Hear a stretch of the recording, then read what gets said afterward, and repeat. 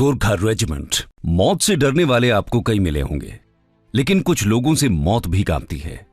हार से डरने वाले आपको कई मिले होंगे, लेकिन कुछ लोग ऐसे हैं जिनसे हार भी कतराती है। डर से डरने वाले आपको कई मिले होंगे, लेकिन आज हम आपको मिलवाएंगे उनसे जिनसे डर भी खौफ खाता है। दोस्तों, हम बात कर रहे हैं गोरखा रेजिमेंट की। अगर कोई व्यक्ति कहता है कि वो मरने से नहीं डरता, तो या तो वो झूठ बोलता है या फिर वो एक गोरखा है।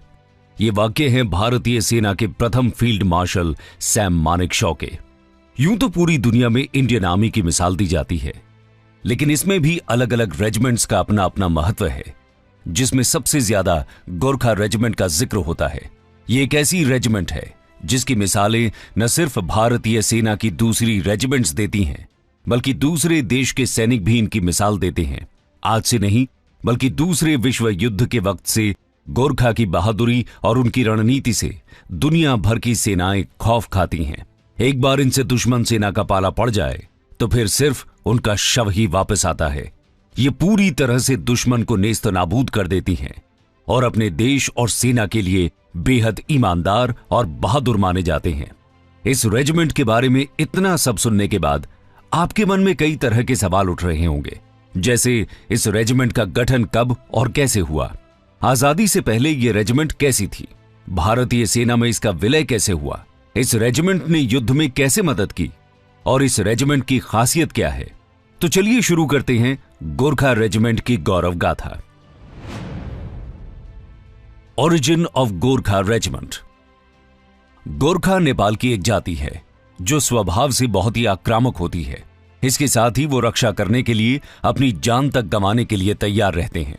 इसलिए गोरखा का अर्थ प्रोटेक्टर भी माना जाता है। गोरखा रेजिमेंट का एक शानदार इतिहास रहा है। भारतीय सेना के गोरखा जवानों के अस्तित्व का इतिहास अगर खोजा जाए तो इसकी लकीरें गोरखा की पहाड़ी क्षेत्र की गहराइयों में ट्रीटी ऑफ सुगौली के साथ शुरू होती है। लेकिन इससे पहले भी देखें तो गोरखाओं को एक सैनिक के तौर पर 1809 में महाराजा रणजीत सिंह ने अपने सिख एम्पायर की सेना में शामिल किया था, जहां पर गोरखास ने सिख आर्मी को सर्व तो किया, लेकिन वहां पर वो अपनी कोई खास पहचान नहीं बना पाए। गोरखा को पहचान दी अंग्रेजों ने जब 1816 में एंग्लो नेपाली वॉर के बाद ट्रीटी ऑफ सुगौली पर सिग्नेचर किए गए। इस संधि में नेपाल और अंग्रेजों के बीच तय हुआ कि ब्रिटिश भारतीय सेना में नेपाल के गोरखा भर्ती हो सकते हैं। इसके पीछे भी एक बड़ी दिलचस्प कहानी छिपी है, चलिए जानते हैं। यह संधि ईस्ट इंडिया कंपनी और नेपाल राजशाही के बीच 1814 से 1816 तक चले एंग्लो नेपाल वॉर के बाद हुई थी। दरअसल 18वीं सदी में जब ईस्ट इंडिया कंपनी भारत में अपने पैर पसारने में लगी हुई थी, तब बॉर्डर एरिया को लेकर नेपाल के साथ भी उसके टकराव हुए। इस समय नेपाल भी अपने गोरखा सैनिकों के साथ सीमा विस्तार में लगा हुआ था। 1767 में अंग्रेजों ने अपने 2500 सैनिक उन्हें रोकने के लिए भेजे, लेकिन पहाड़ी इलाका और कड़ाके की ठंड में गोरखाओं से जंग में सारे के सारे अंग्रेजी सैनिक मारे गए। अंग्रेजी सैनिक इस जंग में पीछे तो हट गए, लेकिन हार नहीं मानी। वो बीच बीच में गोरखाओं से युद्ध करते रहे, लेकिन 1814 में गोरखाओं और अंग्रेजों के बीच निर्णायक युद्ध छिड़ गया, जो 1816 तक चला। ये युद्ध उत्तराखंड के नाला पानी में लड़ा गया था, जहां एक फोर्ट में कैप्टन बालभद्र कुंवर 600 लड़ाकों के साथ मौजूद थे। इन 600 लोगों में आधे तो स्त्री और बच्चे शामिल थे। उन लोगों के पास हथियार के नाम पर कुछ देसी तोड़ेदार बंदूकें और गोलियां, कुछ तीर धनुष, भाले खुखरी और कुछ ढलवा तोपें ही थी, जिन्हें कारीगर किले के अंदर ही ढाल रहे थे। इसके अलावा उनके पास था पत्थरों का विशाल ढेर, जो ऊपर से फिरंगी सेना पर बरसाने के लिए इकट्ठा किया गया था। दूसरी तरफ किले को घेर के खड़े थे 350,000 अंग्रेजी सैनिक। साथ ही 1000 के आसपास रिजर्व सैनिक भी थे। इनके पास आधुनिक हथियार थे, जिसमें बंदूकों के साथ साथ लंबी दूरी तय करने वाली तोप भी शामिल थी। महीनों तक चले इस मुकाबले में गोरखा सैनिकों ने अंग्रेजों को नाको चने चबवा दिए थे, लेकिन आखिरकार जीत संख्या बल में अधिक और आधुनिक हथियारों से लैस अंग्रेजी सैनिकों की हुई। लेकिन बालभद्र को यह हार नाकाबिले बर्दाश्त थी। वो एक गोरखा था। वो जंग में जीत या मौत को ही अपना ध्येय यानी मोटो मानता था। इसलिए उसने अंग्रेजों के आगे घुटने टेकने से बेहतर महाराजा रणजीत सिंह की सेना में शामिल होना सही समझा। आगे चलकर उसने सिख युद्धों में बहुत नाम कमाया। गोरखाओं के साथ उस युद्ध में भले ही ईस्ट इंडिया कंपनी की जीत हुई हो, लेकिन गोरखाओं के साहस को देखकर उनकी आंखें खुली की खुली रह गई थी। जब उन्होंने नेपाली गोरखा को लड़ते हुए देखा तो वो उनकी हिम्मत और बहादुरी पर विश्वास नहीं कर पाए। इसलिए अंग्रेजों ने उनके साथ हारे हुए सैनिकों जैसा सलूक नहीं किया, बल्कि उन्होंने उनकी वीरता को पहचाना और British general sir David Ochterlony ने उन्हें अंग्रेजी सेना में शामिल होने की पेशकश की। इस तरह ब्रिटिश सेना में गोरखा राइफल्स की पहली बटालियन को खड़ा किया गया और यहीं से शुरू हुआ एक गौरवशाली रेजिमेंट का कारवां। इस रेजिमेंट को लेकर ब्रिटेन के प्रिंस ने एक बार कहा था, in the world there is only one secure place, that's when you are between Gorkhas. British East India Company के जनरल डेविड ऑक्टरलोनी ने अपने दुश्मनों को अपनी सेना में भर्ती करने का एक जुआ खेला था, लेकिन यह कदम उनके लिए हद से ज्यादा फायदेमंद रहा। नेपाल से आए इन जवानों ने भारत में ब्रिटिश सेना को पैर जमाने में बहुत बड़ी भूमिका निभाई। चाहे वो एंग्लो सिख वॉर हो या फिर अफगान वॉर, हर जगह ब्रिटिश आर्मी ने इन गोरखा को जंग में सामने रखकर पूरे भारत पर कब्जा कर लिया। 1914 तक ब्रिटिश इंडियन आर्मी में गोरखा राइफल्स की 10 रेजिमेंट को स्थापित कर दिया गया था। अंग्रेजों द्वारा स्थापित गोरखा रेजिमेंट ने दोनों विश्व युद्धों के दौरान राष्ट्रमंडल सेनाओं में एक महत्वपूर्ण भूमिका निभाई, जिसमें पश्चिम में मोंटे कैसिनो से लेकर पूर्व में ट्रॉपिकन रंगून तक हर जगह कार्रवाई देखी गई। इसके अलावा उत्तर अफ्रीकी अभियान के दौरान अपने शत्रुओं पर गोरखा रेजिमेंट ने जिस तरह वॉर किया, जर्मन कोर भी उनके कायल हो गए थे। जर्मन कोर ने गोरखाओं के सम्मान में एक सर्टिफिकेट भी दिया था। गोरखा जिस युद्ध में गए वहां सम्मान अर्जित करके ही वापस आए। भारत के स्वतंत्र होने के बाद नवंबर 1947 में ट्रीटी ऑफ सुगौली को एक त्रिपक्षीय संधि में बदल दिया गया। इसके अनुसार नेपाल के गोरखाओं को भारतीय सेना में सेवा देने या यूके जाने का विकल्प दिया गया था। इसके साथ ही गोरखा रेजिमेंट का भी बंटवारा किया गया। बंटवारे में 1st, 3rd, 4th, 5th, 8th और 9th गोरखा राइफल्स को भारतीय सेना में शामिल किया गया और 2nd, 6th, 7th और 10th गोरखा राइफल्स को अंग्रेजों ने अपने साथ ले जाने का फैसला किया। गोरखा रेजिमेंट के विभाजन के बाद ब्रिटिश सेना ने फैसला लिया कि ब्रिटिश सेना में शामिल होना गोरखा सैनिकों के लिए पूरी तरह से उनकी मर्जी पर निर्भर होगा। इसके लिए उन्होंने वोटिंग करवाने का फैसला किया।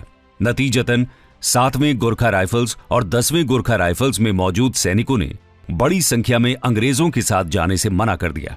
वो भारतीय फौज में ही रहना चाहते थे। नतीजतन भारतीय सेना ने उन सैनिकों के लिए 11th गोरखा राइफल्स नाम से नई बटालियन स्थापित करने का फैसला किया। इसके बाद गोरखा रेजिमेंट ने आगे चलकर कई जंगों में अपने साहस का प्रदर्शन किया और जीत हासिल करते हुए कई मेडल अपने नाम किए।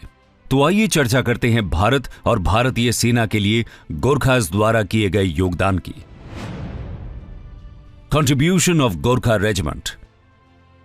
गोरखा जवानों की वीरता आज की बात नहीं बल्कि सदियों पुरानी है।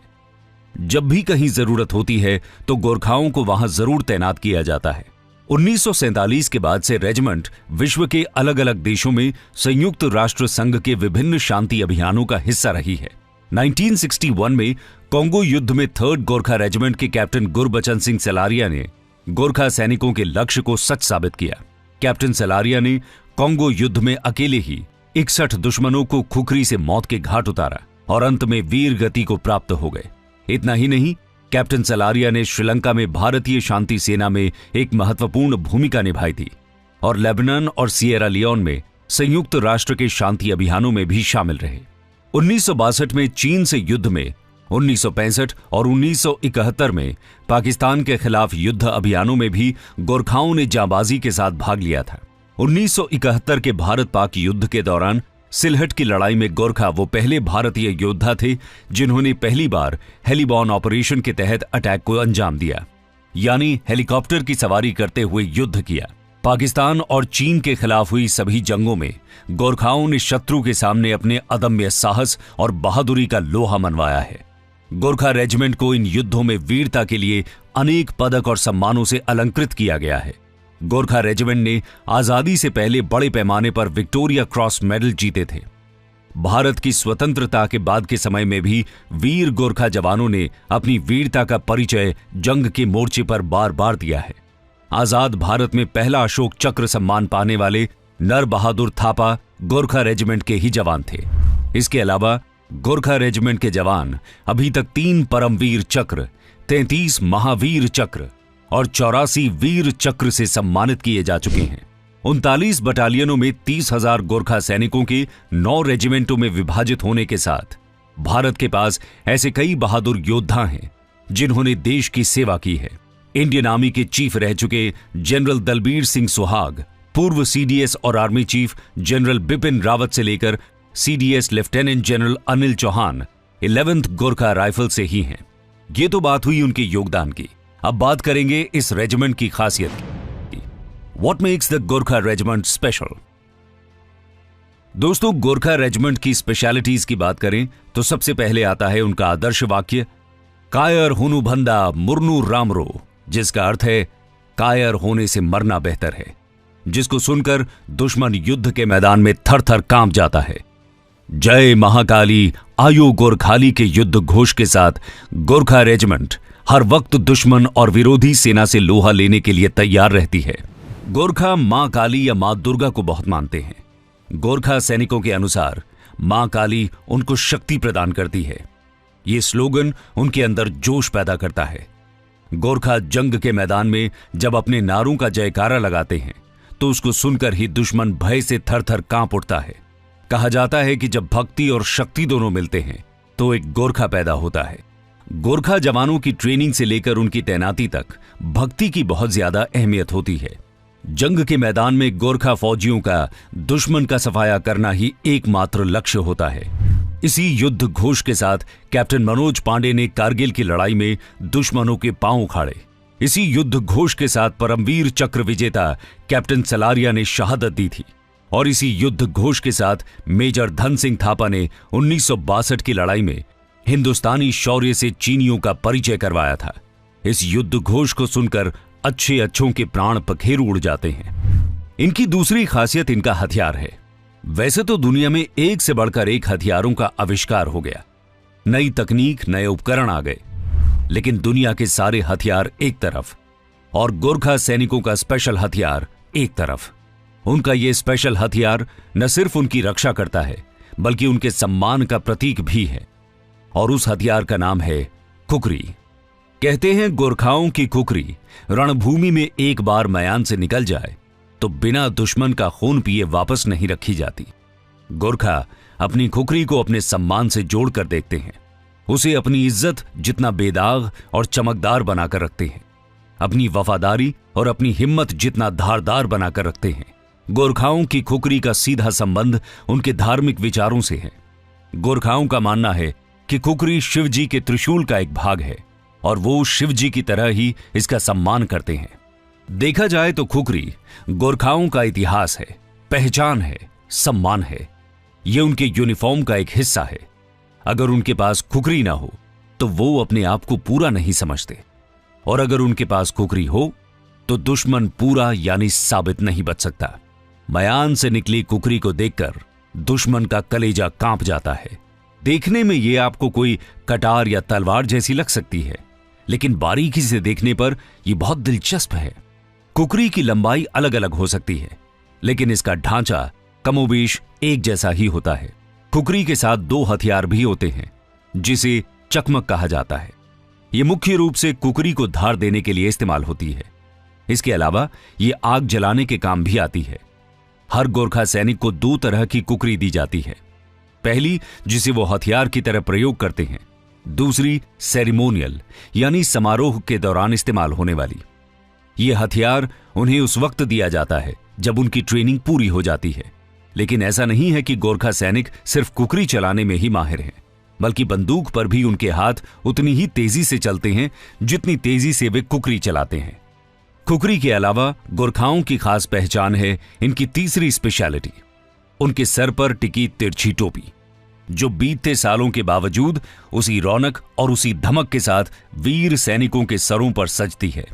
लेकिन क्या आपने कभी सोचा है कि गोरखा सैनिक अपनी टोपियों को इतने सलीके से क्यों पहनते हैं?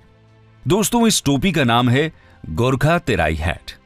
इस सिग्नेचर हेडगियर का नाम नेपाल के तराई क्षेत्र से लिया गया है। गार्ड ड्यूटी और परेड के दौरान पहनी जाने वाली चौड़ी चौड़ी टोपी खाकी रंग की फेल्ट से बनी होती है। चिन स्ट्रैप जो टोपी को एक साथ रखता है, दाहिनी तरफ नीचे की ओर झुका होता है ताकि किनारा कान को छू ले। आप पूछ सकते हैं कि इसे इस तरह क्यों पहना जाता है, तो ये एक परंपरा है। हालांकि अन्य कारण भी हैं, जैसे गोरखा सैनिक कदकाठी से छोटे होते हैं। ये छोटे स्ट्रैप को एक्सप्लेन करता है ताकि वो लोग भी बाकी सैनिकों के समान दिखें।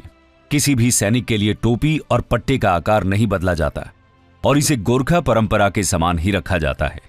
टोपी का पट्टा होठों के ठीक नीचे रखा जाता है, जो हमेशा तना रहता है, जिससे बात करना मुश्किल होता है। ये उन्हें मुख के स्थान पर अपने कार्यों के साथ बोलने की याद दिलाता है। आज देश में 14 गोरखा ट्रेनिंग सेंटर हैं। देश की रक्षा में अपना जीवन कुर्बान करने वाले शहीदों ने इस सेंटर का नाम हमेशा गर्व से ऊंचा किया है। गोरखा सिपाही निडरता की ट्रेनिंग के बाद अजेय विजेता योद्धा बनते हैं। गोरखा सैनिकों की 42 हफ्ते की कठिन ट्रेनिंग होती है। इसमें ये सैनिक फिजिकली और मेंटली तौर पर काफी मजबूत हो जाते हैं और किसी भी हालात में देश की सेवा करने के लिए तैयार हो जाते हैं। ट्रेनिंग में छोटे बड़े हथियार से लेकर बड़े हथियार तक चलाना सिखाया जाता है। इसमें सबसे अहम आमने सामने की लड़ाई की ट्रेनिंग होती है, जिसमें उन्हें सामने से दुश्मन को मात देने के बारे में सिखाया जाता है। भारत की अलग अलग गोरखा राइफल रेजिमेंट सामूहिक रूप से रेजिमेंटल उद्देश्यों के लिए गोरखा ब्रिगेड के रूप में जानी जाती हैं।